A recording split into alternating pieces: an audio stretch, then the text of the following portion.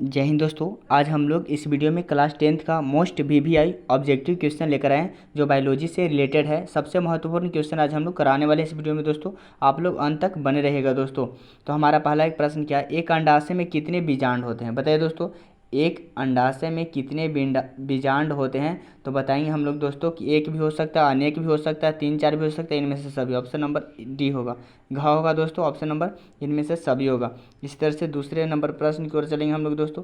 आलू में जनन कैसा होता है, कैसे होता है? बताइए, आलू में जनन कैसे होता है दोस्तों? आप लोग के पास 4 ऑप्शन है, बताइए तो दोस्तों आलू में जनन कैसे होता है। पहला बताइए कि मुकुलन से होता है, कि बीजाणु जनन से होता है, कि कायिका प्रवर्धन से होता है, कि अपखंडन से होता है। तो हम लोग बताएंगे दोस्तों कायिका प्रबंधन से होता है, कायिका प्रबंधन से होगा दोस्तों। इसी तरह से हम लोग तीसरे नंबर प्रश्न की ओर बढ़ेंगे दोस्तों।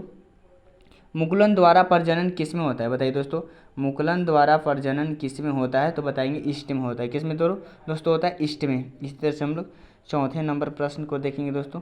पौधे में लैंगिक जनन पुष्पीय पौधे में लैंगिक जनन किसके द्वारा होता है? बताइए दोस्तों, पतियों द्वारा, कि तने द्वारा, कि फलों द्वारा, कि बीज द्वारा। तो पुष्पीय पौधे में लैंगिक जनन किसके द्वारा होता है? तो बताएंगे कि फूलों द्वारा। किसके द्वारा दोस्तों? फूलों द्वारा। इसी तरह से हम लोग 5वें नंबर प्रश्न की ओर देखेंगे दोस्तों। द्विखंडन होता है किस में होता है दोस्तों? जल्दी से बताइए, द्विखंडन किस में होता है? तो बताएंगे अमीबा में होता है। किस में होता है दोस्तों?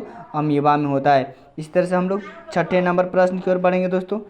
अलैंगिक जनन मुकुलन द्वारा होता है। अलैंगिक जनन मुकुलन द्वारा क्या होता है दोस्तों? तो हम लोग बताएंगे कि ईस्ट में होता है। किस में होता है? ईस्ट में होता है। ऑप्शन नंबर बी होगा। इसी तरह से 7वें नंबर प्रश्न की ओर चलेंगे हम लोग दोस्तों। पुष्प में परागकण कहाँ बनते हैं? पुष्प में परागकण कहाँ बनते हैं? तो बताएंगे पुंकेसर में। किस में होता है दोस्तों? पुंकेसर में। आपके लिए बहुत इंपॉर्टेंट क्वेश्चन होने वाला है दोस्तों। आप लोग वीडियो में अंत तक बने रहिएगा दोस्तों, और एक एक क्वेश्चन आपको ध्यानपूर्वक पढ़ लेना है, और 2025 के लिए आपको बहुत बेहतरीन होने वाला है क्वेश्चन। इस तरह से हम लोग 8वें नंबर प्रश्न की ओर चलेंगे दोस्तों। पुष्प में कौन सा भाग फल बनता है? पुष्प का कौन सा भाग फल बनता है? तो बताएंगे अंडाशय में। किस में दोस्तों? अंडाशय। ऑप्शन नंबर लास्ट वाला होगा। इसी तरह से हम लोग 9वें नंबर प्रश्न की ओर चलेंगे। हाइड्रा में अलैंगिक जनन की विधि है। हाइड्रा में अलैंगिक जनन की विधि क्या है दोस्तों? तो बताएंगे मुकुलन। क्या है तो दोस्तों? मुकुलन हमारा है। इसी तरह से हम लोग 10वें नंबर प्रश्न की ओर चलेंगे दोस्तों। फूल का कौन सा भाग फल में बदलता है? फूल का कौन सा भाग है जो फल में बदलता है? तो हम लोग बताएंगे दोस्तों कि फूल का जो भाग है जो फल में बदलता है वो हमारा क्या कहलाता है? अंडाशय कहलाता है। क्या कहलाता है दोस्तों? अंडाशय। ऑप्शन नंबर सी होगा, घ होगा।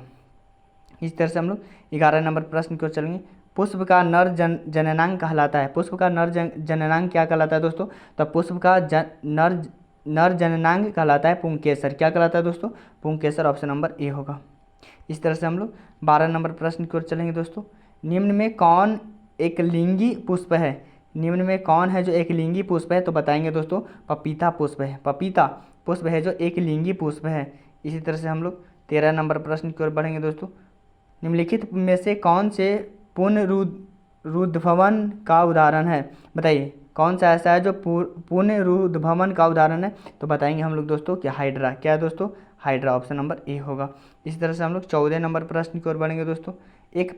एक परारूपी पुष्प के सबसे बाहरी पुष्प पत्र को क्या कहते हैं? बताइए, एक परारूपी पुष्प के सबसे बाहरी पुष्प पत्र को क्या कहते हैं? तो बताएंगे हम लोग दलपुंज कहते हैं। क्या कहते हैं दोस्तों? दलपुंज कहते हैं। इसी तरह से हम लोग 15 नंबर प्रश्न की ओर बढ़ेंगे दोस्तों। परागकोश में होते हैं। परागकोश में क्या होते हैं? परागकण होते हैं। क्या होते हैं दोस्तों? परागकण। ये हमारा ऑप्शन नंबर लास्ट वाला होगा। इसी तरह से हम लोग 16 नंबर प्रश्न की ओर बढ़ेंगे दोस्तों।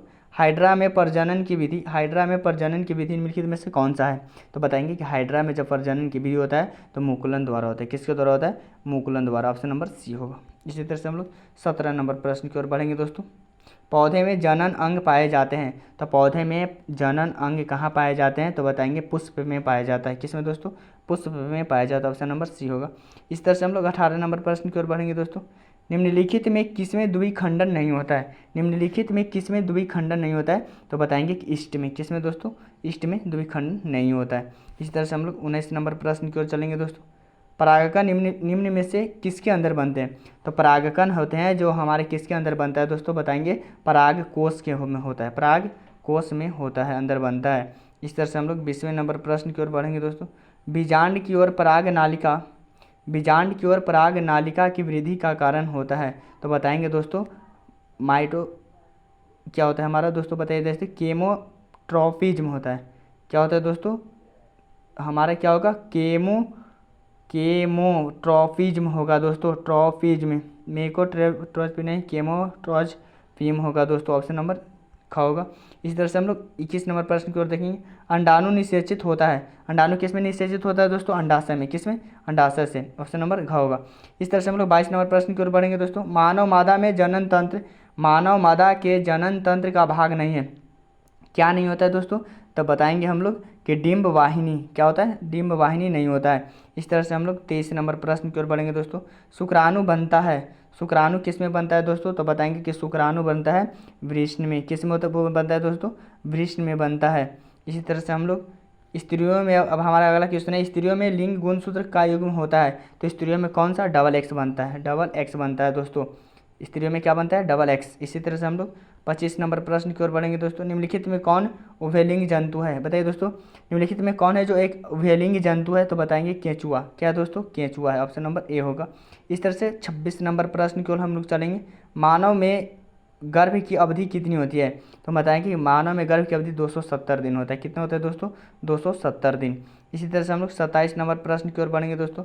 अंडाणु निषेचित होता है, अंडाणु निषेचित क्या होता है दोस्तों, फैलोपियन द्वारा, फैलोपियन नालिका में, फैलोपियन नालिका में होता है दोस्तों।